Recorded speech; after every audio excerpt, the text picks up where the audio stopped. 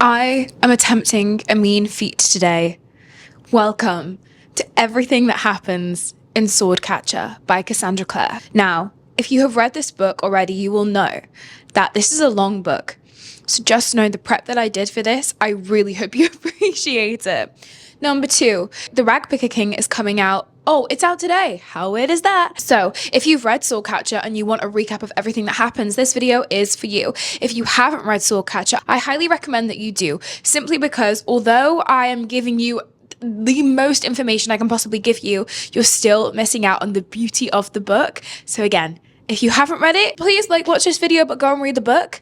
And if you have read it, I hope this helps in preparation for the sequel. So our story opens in the orphanage of Castellane. Castellane is the city that we are dealing with, and we meet this man right here. This is Jollivet. Yes, he is Ned Stark. In my head, this is how he looks. He is at the orphanage. Instantly, we're wondering, why is this man at the orphanage? Good question. In Castellane, we have the royal family, and the royal family have a son called Connor. Connor is the prince, obviously, and he needs what is called a sword catcher, basically a body double, to go out and give speeches, to be there for things that he cannot be there for. Say he's ill, this sword catcher person will take his place. They look really similar, so no one will ever know the difference. And also, this sword catcher is supposed to protect Connor, the prince. That's the whole role. It's protection and pretending to be them. So Jollivet turns up and finds this guy. This is Kell. He's really important. You're going to want to remember him. And he sees him at the orphanage and is like, you look exactly like the prince. Kind of similar vibes, kind of not. I'm going to take you. Kell's like, what's my other option?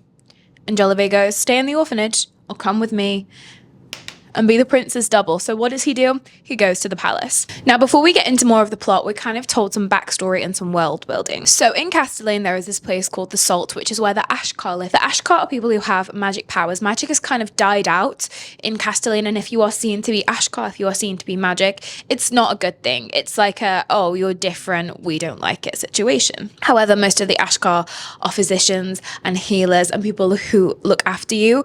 So it's a balance of these people are looking after me, but also they have magic powers and I don't trust that. And also worth noting that the king's counselors are always Ashkar, so you'll meet him in a minute. Ben Simon, Maesh Ben Simon, is the king's counselor. And so after knowing this tiny bit of information, Jollivet takes Kell to the palace. As soon as we get to the palace, Jollivet says to Kell, you need to pretend to be the prince for a meal. So Kell has to go for dinner with all of the royal family and these people called the charter families. A charter family, I think there are 12 in this book. You don't need to know them all, okay? Don't worry about knowing them all. If you read the book, you'll know, but I'm not going to give you that piece of information. But the charter families are basically like lords and ladies, if we're putting it into our understanding. And they will run things like one charter family will be in charge of silk. One charter family will be in charge of coal or farming, stuff like that. And each charter family has something that they are in charge of, so they're really important to Castellane as it kind of works as a machine. So Kell is going for a dinner with these guys and the royal fam. And he has to pretend to be Prince Connor because nobody can know that this man is a sword catcher. This is a state secret, okay? And they decide that they're going to call Kell the prince's cousin. So the prince has a cousin he's really close to. Bearing in mind, Kell never met this prince, knows nothing about him, and he's got to go and do this.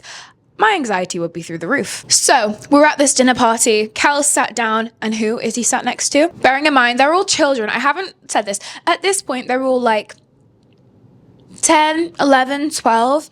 They're not old, okay? They are children. At the dinner party, Kell, aka Prince Connor's sword catcher, aka Prince Connor, is sat next to this gal, the lovely Antonetta. Now, Antonetta's mom is in fact one of the charter families in charge of people. Lady, she's a lady. Okay, she's really important. I think these are the ones that are in charge of silk. Her mother is Lady Elaine, and they are in charge of the silk. These two kind of get on instantly, become friends really quickly. She also says, she's like, Connor, you're acting really weird. This is not how you normally act. So you must be super ill, because the reason why Kell has to go for the dinner instead of Connor is because Connor is ill, allegedly. So she's like, whoa, you're acting really different. You must be ill. Does not realize that's not Connor. Anyway, a couple of things are mentioned at the dinner that'll become important later on, such as our man, the Ragpicker King. This man becomes very important later on. We'll come back to him. We'll circle back. But right now, just know that he is mentioned straight away. The dinner goes well, and who shows up right at the end? Connor Aurelian, aka my man. I love a prince in a book. He shows up, and would you have it? He's not ill. Lies. This was all a test by this man and this man to see how Kell fared. And Connor is like, I like you, please be my best friend. And Kell is like, what? Jolivet's kind of being like, listen, Kell, if you don't take this position, you're going to go back to the orphanage. You can help Castellane. A lot of patriotism going on here. So you can help Castellane by being our man's sword catcher. That is supposed to be a heart. And so because Kell realizes for the first time in his life he's actually wanted, he stays and he becomes Connor's sword catcher. And so long story short, this is the prologue. This sets up the relationship dynamic of Connor and Kell, but also Antonetta and Kell. And now the story really begins. So this is Maesh Ben Simon. I just think Idris Elba would play this man so well. And he's telling Prince Connor that he needs to get married. Okay, for alliances, for the safety of Castellane, he has to get married. Also should note, Maesh is Ashkar, so he has magic, and so this makes him the king's counselor. They're going through loads of candidates. If you've ever seen The Princess Diaries 2, you know when they're sitting down in the cinema watching all the candidates, this is basically what's going on. Maesh is like, what about this one? And Connor's like, no. And Maesh is like, well, what about this one? And Connor's like, come on, Kell, what do you think? Kell's like, well, and Kell mentions that Antonetta's mother, you remember Antonetta from a few moments ago?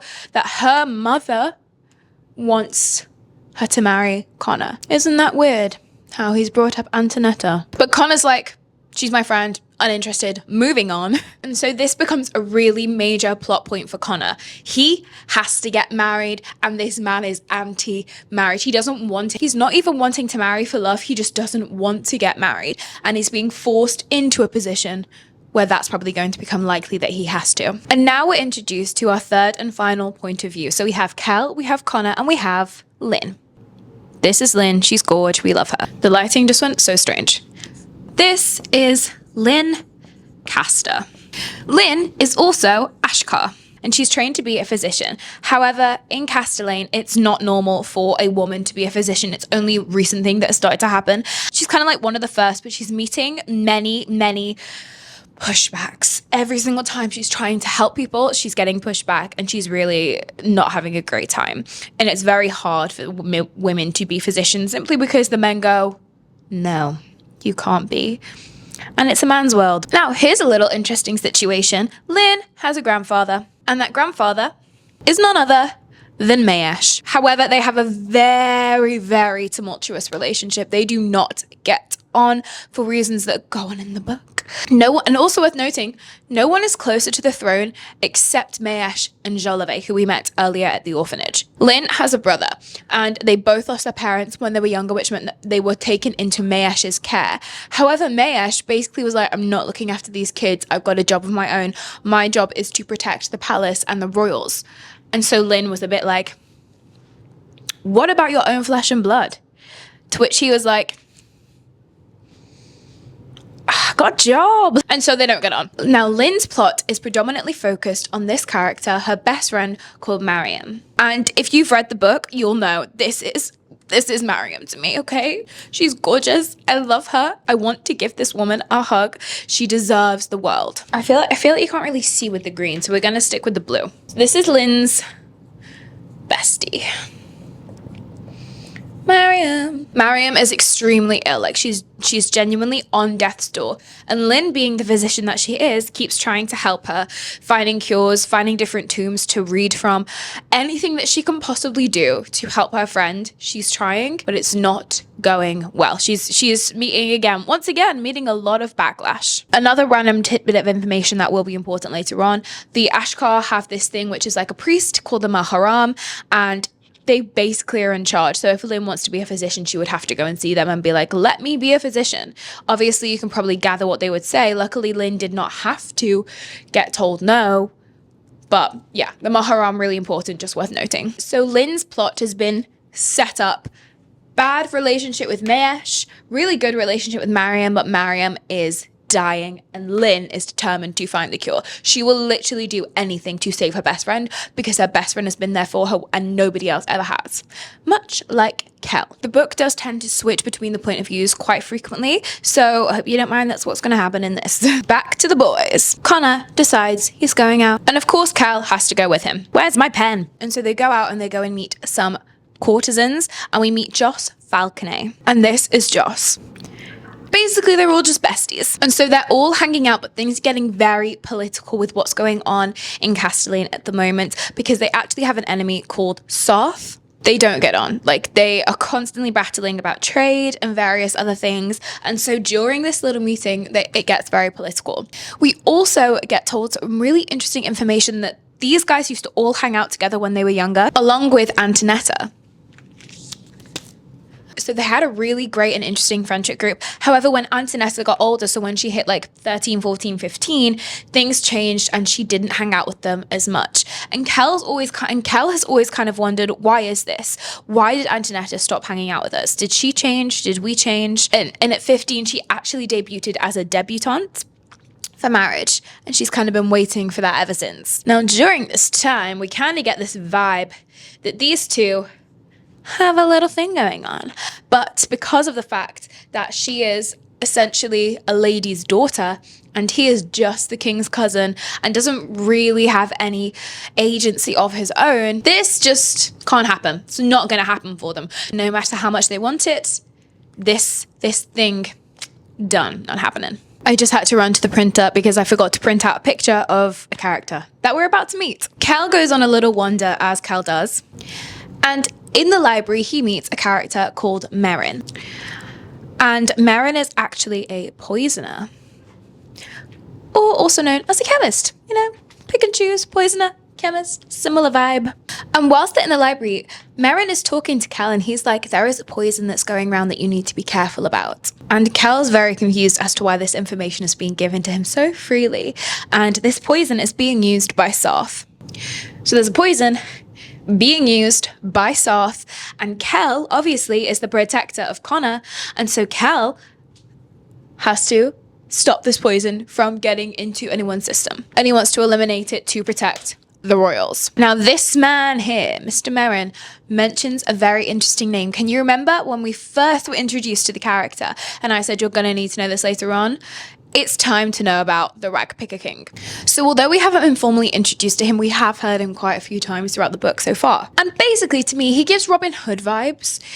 He's like a criminal, but kind of for the right reasons. It depends on how you view criminality, you know. And Merrin mentions how he's anti the monarchy. So he is anti the monarchy, but he is for the Ragpicker King.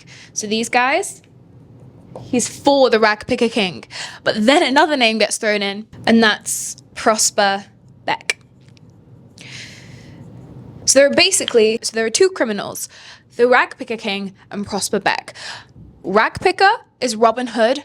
Prosper Beck is actually just a criminal, like a really bad person, very, very much out for the monarchy. And so Merrin, against the monarchy, for the Ragpicker King, and very, very much against Prosper Beck. Nobody likes Prosper Beck, but also nobody knows who Prosper Beck is. The Ragpicker King, we will find out. Prosper Beck, wait and see. Now, during this time, Kell gets called out by somebody and they're like, you need to come, Connor's not doing good. Please come and help him get home.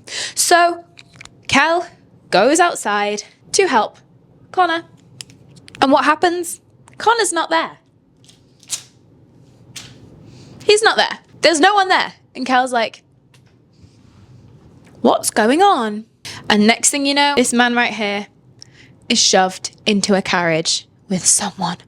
Now, before we get into what happened to Kell, Mariam falls into Lynn's arms, she faints, and she has a really, really bad fever. Like I said, our girl's not doing well. Lynn is clearly trying to help her friend. Now, Mariam says something really interesting when she's in a state of fever. Her fever does break because Lynn manages to help her. However, she's still not well. Like, she's still really unwell. But Mariam says that she thinks that Lynn is the goddess returned.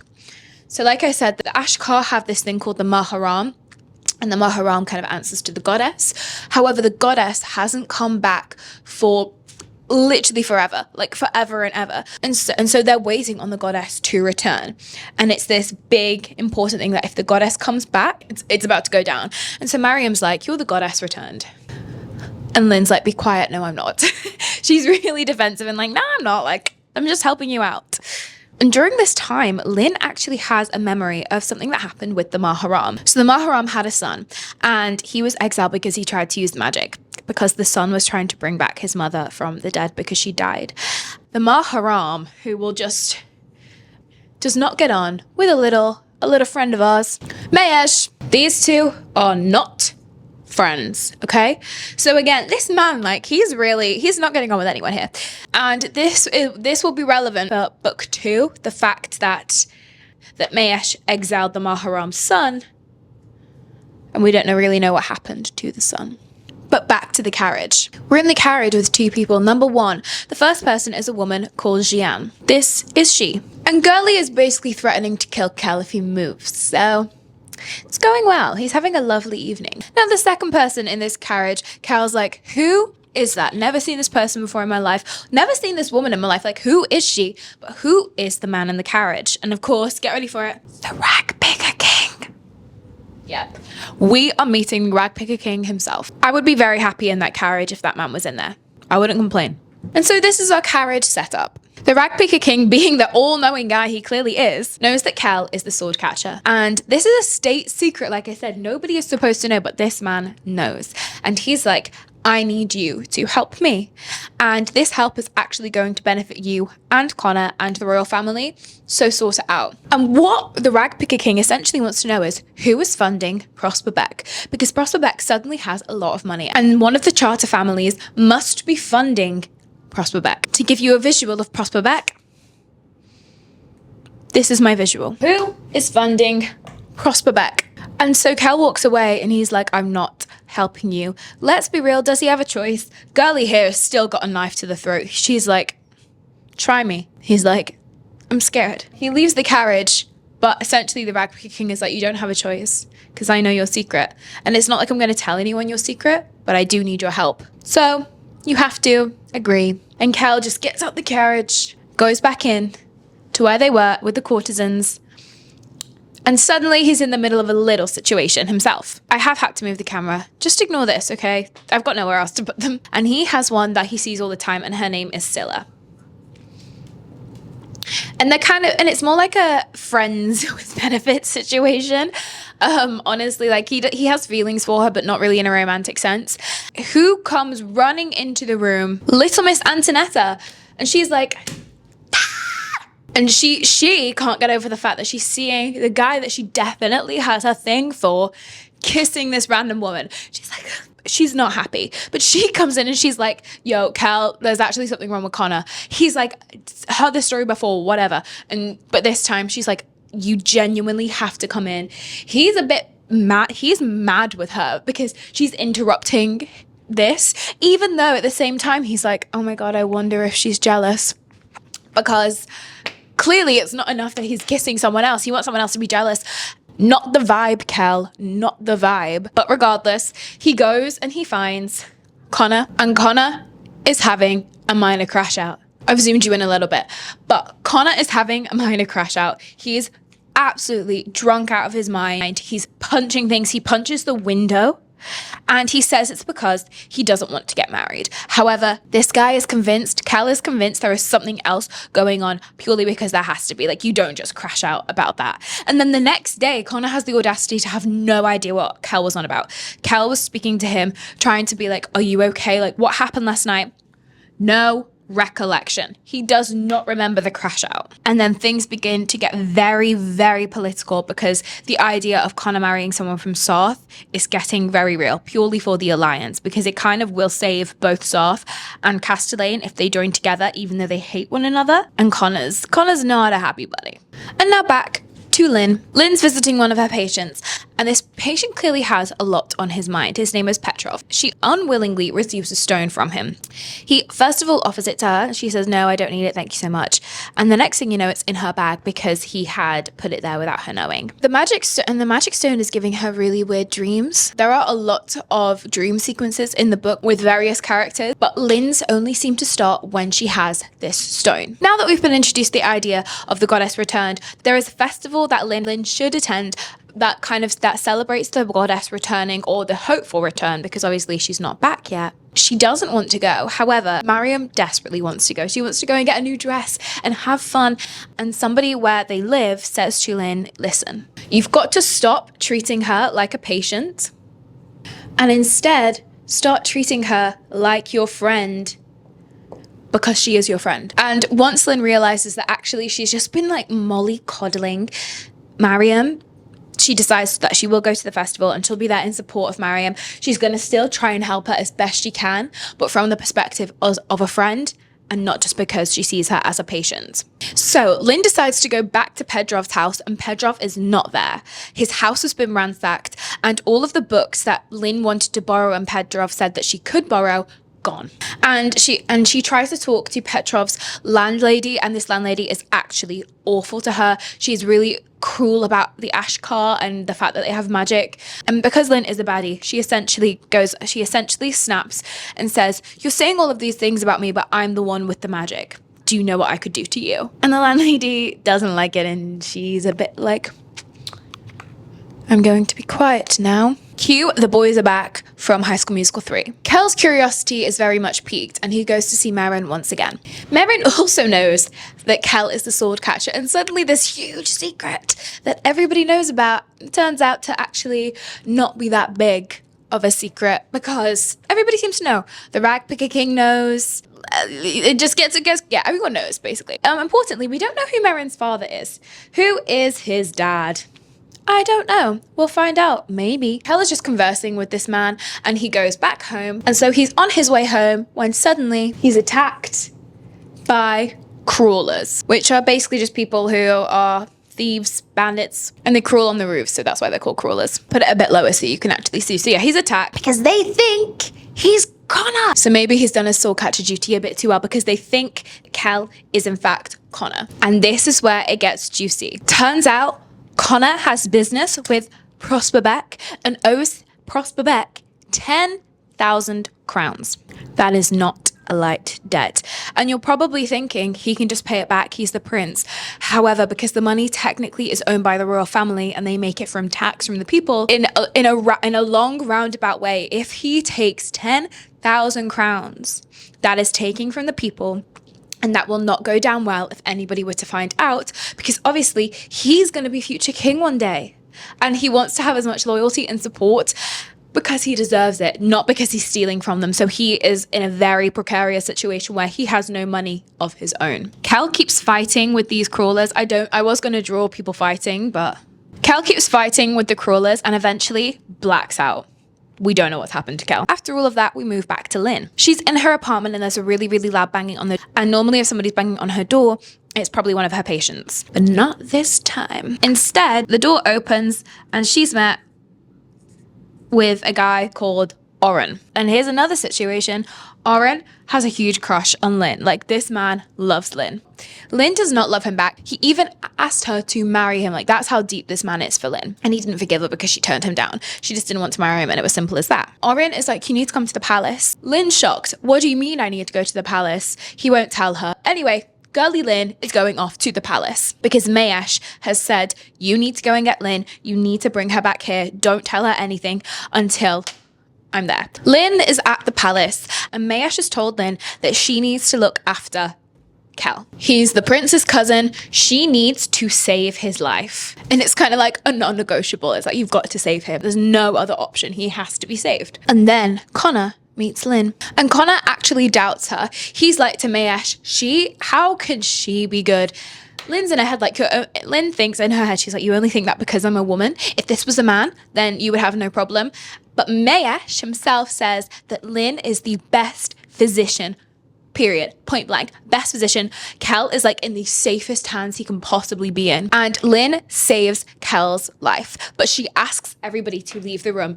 Connor is like, I'm not leaving him here. And Lynn tells Connor, you have to leave this room so I can concentrate. And Connor, being the prince, has never been told to do anything a day in his life. And Kell finds it really funny actually, because he's like, wow, you managed to tell Prince Connor to leave to actually do something, fair play. And these two get on really well. They become friends. Lynn and Kell, like, they have a little bond between them. It's really sweet, very wholesome, very platonic. Lynn, because she has offended Connor, is told that she can never ever come back to the castle because one, she's offended him, and two, Lynn refused payment from Connor. He offered her his signet ring, and Lynn was like, I don't want payment, like this is just what I do. And Connor didn't understand that. These two don't understand one another, and that's kind of where their differences come from, the fact that they refuse to understand one another. However, there is a bit of push and pull with the two. There's a vibe, okay? Platonic vibe, platonic romantic vibe. Do you see what I'm saying? Will they kiss each other? Will they kill each other? Who knows? And now, guess who else finds out that Mr. Kell is sword catcher? Lynn. Like I said, this secret is just spreading like wildfire. So she finds out from Mayesh that Kell equals sword catcher because he trusts her, and she's very much in the loop so that she can help out, even though she's not allowed to go back to the palace. But like, that's his fault. So when Lynn gets home, she feels a burn on her leg. This is a leg, okay? She feels a burn on her leg. She's like, why does that happen? Why has that happened? And it turns out, you remember the magic stone? The magic stone burned her when she healed Kell. How funny. Kell should not have made the recovery that he did, but Lynn had the stone on her by accident. And suddenly, she has a bit of a burn. She felt it. She felt a pain when she healed Kell. She's gone home and the burn is physically there. She's now convinced the stone is magic. Kell confronts Connor. He's like, you owe Prosper Beck 10,000 crowns. What were you thinking? How could you possibly do this to us? How could you possibly do this? Like, how on earth could you be so reckless and not be able to pay it back? Connor's like, yo, I know. Oh, a little bit of a mistake. I am stressed about it actually, but like, don't worry, it'll get sorted. No, it's not, Connor. Oh, don't worry, it's fine. I am really stressed actually, because this is like kind of my livelihood on the line, and I don't know how I've managed to do this and be so reckless myself, but don't worry about it. But of course he's worried. Interlude. That's a little interlude for you. And here we are back with our wonderful Lynn, who ends up meeting for the first time the Ragpicker King. He's actually genuinely just interested in her. Most of the time, the Ragpicker King picks people because of the fact that they have something to offer him. So for example, so Merrin, who he works with, the poisoner, can offer him help with poison. Jian is an incredible assassin. Lynn and him just get on, which is really weird. Like, they just get on, and he likes her because of that. They end up in some kind of a laboratory, and she meets Merrin. Merrin has a sister called Alice, which will become important later on. Also during this time, we find out the Ragpicker King's name, Andrian. He does look a bit like an Andrian to me. I think Cassandra Clare did really well choosing that name. The Ragpicker King says that the magic stone, which is incredibly changing shape every time I draw it, that the magic stone is in fact this thing called a source stone, which basically means it has magic in it. It's a source of magic. Again, he just wants Lynn to help him. He's very much in his recruiting era, dare I say. And when she leaves, she speaks to Jian. And she basically says, is the Ragpicker King a good man? And I think Jian gives a really great response to this, because she says he does what he says. If he says he's going to kill you, he will kill you. If he says he will protect you, bearing in mind the Ragpicker King told Lynn he will protect her, he will. And Jian says, surely that makes him a good man. He's like he goes with his word. And it leaves Lynn very much like, oh my God, I don't know what to do. Okay, I'm going to join you. So now he's still trying to recruit Kell. He's got little Miss Lancaster in his grasp. As we know, Lynn is forbidden from going back to the palace. She's not allowed. But Mariam manages to sneak her in. How she does this doesn't matter. She gets in anyway. Whilst Mariam is sneaking Lynn into the palace, Antonetta goes to visit Kell because he's literally on his deathbed, dying, except he's not, because Lynn saved his life. Lynn comes to aid Kell and try and make him feel better when she's in the palace, again, by just doing her physician-y things. And she asks Antonetta if she would mind keeping watch outside, because obviously we don't want Connor coming in and seeing Lynn, because she'll be in a little bit of trouble. And Lynn confides in Kell about knowing the Ragpicker King. She says, I know you know him. Let's chit chat. And Lynn hands over a piece of paper to Kell from the Ragpicker King. And it basically says, I know about the debts. I know that the crawlers thought you were Connor. If you want to protect Connor, you need to visit me. And so once again, the Ragpicker King is reaching out to Kell to be like, if you want to protect Connor, I am the one who's going to help you to do that. Now, apparently, Antonetta is a terrible watch who comes in, Kiana, shock horror. And he's like, girl, get out. Thought I told you to not come back here. And they actually meet in the garden after. So as she's leaving, he sees her in the garden. Picture this, a really attractive prince stood up against the wall, like 1 foot on the wall. And he's like talking to her. I would just fold there. Like, she's a stronger woman than I am, honestly. And she makes him angry because she calls him out. She's like, you have had everything in this life. You were just mad at me because I refused payment. I didn't want payment. You're just mad at me because I told you to do something and nobody tells you to do anything. And again, there's just this little bit of tension between the two where it's like, are they gonna kiss? What if they do? What if they do? And there's just a little vibe once again. We are so back. I just had a lunch break and I'm ready to get back into this. Kell goes to the Ragpicker King because, like I said, he just has this feeling about him. He still hasn't agreed to team up with him, but he somehow keeps going back. And Kell mentions the name Artel Gremon, who is basically a really, really bad guy. He keeps getting brought up. I think he's been mentioned before, I can't remember, but he keeps getting brought up. And Merrin actually comes up and is like, nobody knows what Artel Gremon did, and everybody thinks that he was exiled for no good reason whatsoever, but in fact, he did something, and I'm not going to tell anyone, but it was bad. Like, this man did something terrible. And during this time, we get introduced to another character, Sherrod, who is Prosper Beck's right-hand man. The King of Castellane, who I've decided is in fact the king from Robin Hood, has a little bit of a problem because he is stuck in a tower with a guy called Faustin. And for this exercise, Faustin is in fact Gilgamesh. Is that his name? The guy from the Smurfs, anyway, can't remember his name. The guy from the Smurfs. King of Castellane is in a tower with this guy. The lighting is not doing bits, but anyway, this is Faustin. And Faustin basically is like, he supposedly helps the king out by charting the stars. And the king seems to have seeped into a bit of mania with this and is so obsessed with charting the stars and figuring out prophecies that he's kind of neglected all of his royal duties. However, something that does get revealed is that the king and the Ragpicker King come together, and the Ragpicker King is allowed to exist because the king basically says. So this is why he's the Robin Hood figure, because the Ragpicker King gets rid of real threats as long as he's allowed to do his actual business. So it's like a deal that every single Ragpicker King and every single King of Castellane have ever had. They work together. He gets rid of the crime and he basically gets to stay on the throne because of that. The king sent a letter to the Ragpicker King basically saying they need to meet because he's so worried about Prosper Beck. The Ragpicker King sent a response. However, he doesn't think the king ever got this response. He thinks that it was intercepted. And who is it likely to be? Prosper Beck.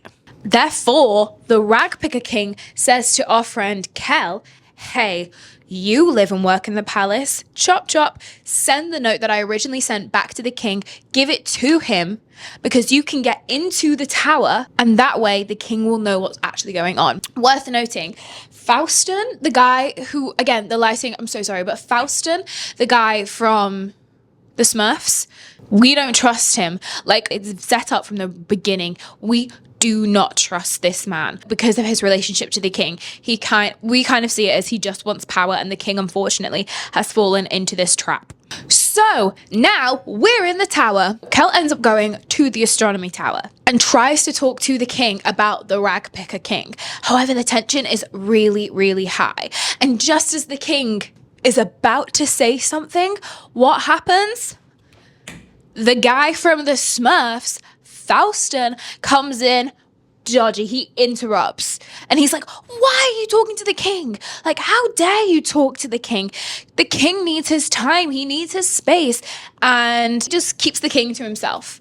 The king makes no decisions by himself. He needs Faustin. And so Kell is like, go away, really mad. He's like, oh, for God's sake, man. Faustin threatens Kell with this thing called the trick, which is basically a huge spike that you get thrown on. And you can imagine what happens next. It's not a nice punishment. You will die. Then we come back to little Merrin over here. Oh, I literally love this man so much. He deserves so much. And he says that he wants to become a poisoner because he wants to kill Artel Gremon. Remember? Now, this man has a vendetta against Artel Gremon. And there's clearly more we don't know about this character. Merrin is not giving it up. He's like, I just can't talk to you about it. And actually gets a bit mad. In another turn of events with these same characters, we have Kell going to visit Jared. You remember him from 2 seconds ago? With Merrin. Remember, Jared is Prosper Beck's right-hand man. And Kell wants to meet Prosper Beck so that he can Kell wants to meet Prosper Beck. And so who does he need to go through? Jared. So what does he do? Meets Jared and then decides to poison himself and Jared. P for poison. The reason he does this is to show how far he's willing to go to meet Prosper Beck, because he needs to meet Prosper Beck to pay off Connor's debt so that Connor doesn't have this situation anymore. Jared is like, okay, all well and good, you've poisoned me, but you are also going to die. I don't understand. And he's like, listen, I'm showing you that I will poison myself to meet Prosper Beck.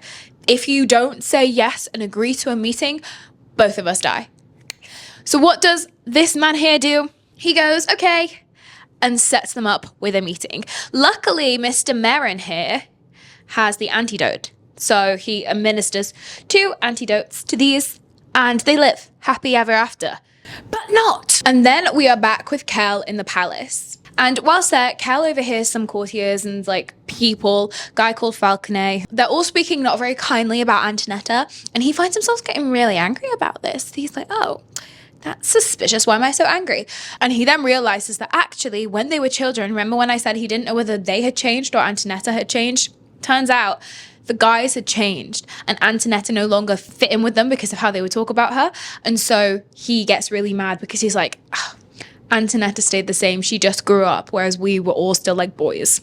We then find out the Malgassi ambassador comes to visit. Her name is Clothide Sarni, and she's just come for like meetings and stuff, but it is important. You'll find out later. Kell is talking to someone and mentions once again the name Artel Gremon. And we find out that this man did awful things to a guild master's daughter.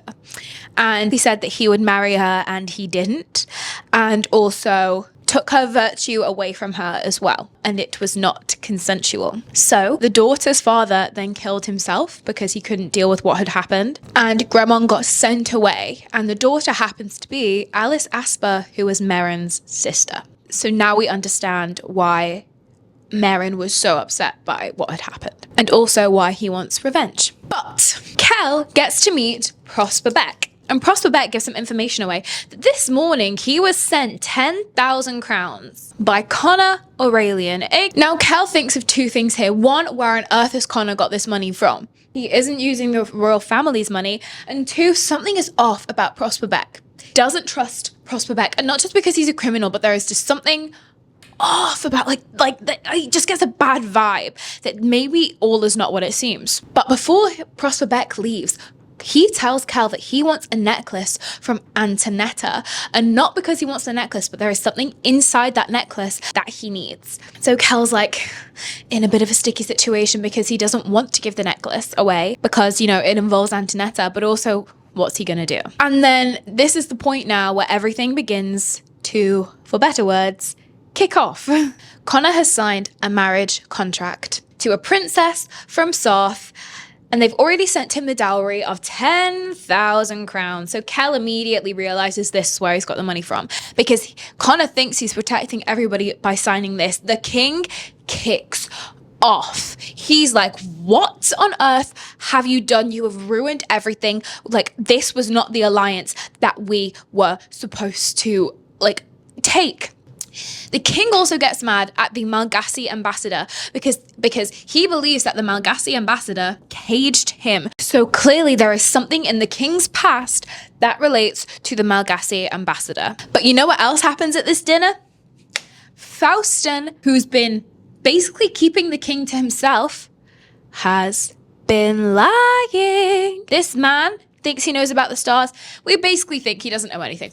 So the king goes, oh, so you've been lying to me for years? You get to go in the trig, aka the big spiky thing. That is a terrible drawing, you can't see. He gets to go in the trig, which is a big spiky thing. And because the king is so unbelievably angry with Connor, he sends him to be whipped by Jolivet. He has to whip Connor until he is unconscious.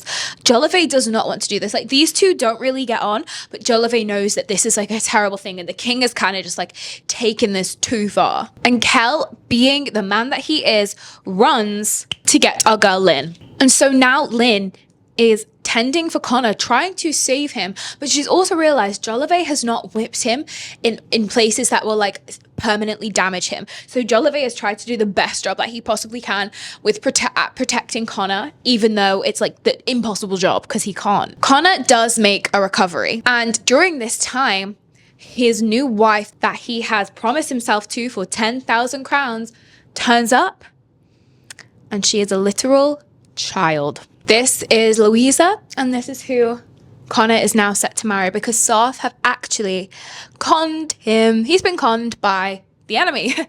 He promised himself to a Sarthian princess. He thought it would be the older one who he knows, and they kind of like, they get on, that's fine. But no, they have sent the second born princess, and she is being looked after by a woman called Vienne. Everything just seems a bit much, okay? Now, also during this time, Maesh has offered Lynn a role in the palace. He wants her to come and work for them. But Lynn realizes that she just wants to be a physician and she just wants to have magic freely. And so suddenly she's realizing that there is no way that this is going to happen unless she decides to do something drastic. You remember Orin, smiley face guy? He comes back to Lynn and he's like, Lynn, will you marry me? She says no. It makes no sense as to why you think we should get married. And she now realizes this is the other reason she can't get married. She's in love with Connor. These two, that thing that I was on about, she realizes that they have a thing for one another. She can't marry him because he is the Prince of Castellane, and he can't marry her because he's the Prince of Castellane. And there is very much this requited, forbidden love between them. And now we're skipping forward, and a fight ensues in the Shining Gallery, and we're gonna call it the slaughter of the Shining Gallery. Connor and Kell are trying to save people during this fight from being killed, but unfortunately, people just keep going down. It's an ambush. They have been ambushed, and we don't know by who. We can assume Prosper Beck, because let me let you into a little secret. You know Prosper Beck, who Kell met earlier? This guy, that wasn't Prosper Beck. We still don't know who they are. During this, even Vienne is trying to save Louisa. Everything is kicking off, but Kell runs away because he sees in the gallery that there is somebody shooting a crossbow. He goes up to them. They are an assassin, and they say, this is the fall of House Aurelian. You will not die today. Kell's like, oh my God, what is going on? Next thing you know, poor Louisa has been killed, along with Vienne. So now the whole of Castellane is in uproar because not a Sarthian princess has been killed that Connor was supposed to marry. Her protector has also been killed, and now the king and Maesh think they're going to have to go to war. But how did Vienne die? Let me tell you. She throws a blade at the king in anger. The king catches this with his bare hands. No matter how hard his skin is, that should not have happened. It should have sliced right through. And everybody who is still alive, suddenly they're like, oh, something's up with the king. Something is not going well. In anger, he picks up Vienne and throws her against the wall. Jolivet, come back, Jolivet. Jolivet runs to see if she's okay and pronounces she's died. The king has killed her. And do you know what's happening to girly Lynn? Do you know what she's just done? She's just gone to the festival. Mariam is lined up before her, and the Maharam, the priest, says to every woman, he says, "Are you the goddess reborn?" And clearly they all say no, because they're not. Lynn sees this opportunity, and she thinks this is the only way I'm going to have any semblance of power. So when the Maharam says, "Are you the goddess reborn?" she goes, "Yes, I am." And chaos ensues. Chaos occurs, because suddenly everybody's thinking, oh my gosh, Lynn, like, how is it you? For 5 years we've asked you this question, and Mariam backs her up. And Mariam says, well, the goddess decides when Lynn is ready. And clearly Lynn is now ready. And Lynn says, it's okay, you can test me. And she performs magic. It's not really magic, it's a setup, but nobody else knows that. And now we are dealing with the fact that Lynn has lied about a treasonous act. And if she gets caught in this act, she'll get exiled, which is kind of worse than death in Castellane. And so, to conclude, here's the situation. Connor Aurelian is in a really bad state because the child wife that he agreed to marry, not knowing she was a child, has been killed. And so now he's going to have to reform alliances with Sarth, which is not an easy task. Lynn Castor has just said that she is the goddess reborn. She is not. She's not the goddess reborn, so it's not looking good for her. Kell decides to join the Ragpicker King. This is the only way that he is ever going to protect Connor in this weird triangle situation. Not only do we have that plot going on, we have the subplot romance between Antonetta and Kell, and Lynn and Connor. We've also got this huge question mark above the king, because the king clearly has some secrets that we need to figure out. We also still don't know who Prosper Beck is. Meryn has the issue with Artel Gremon. Gremon's father has also just died, so high chance that this man is going to come back, and Meryn doesn't want to see him. Mayash has asked Lynn to join the palace, and suddenly we've gone from 1 to 100 real quick. And so if you've got this far into the video, these are the questions that you need to know going in to the Ragpicker King. How will Connor ensure the safety of Castellane? Will Lynn be punished for her claims to being the goddess reborn? Are Kell and Antonetta going to reconcile? Will Lynn and Connor ever get together? I can't tell you this, because you need to go and read the Ragpicker King. Thank you so much for watching this book break video. This was your full recap of Swordcatcher by Cassandra Clare, a book that you definitely should read. There's so much more where this came from.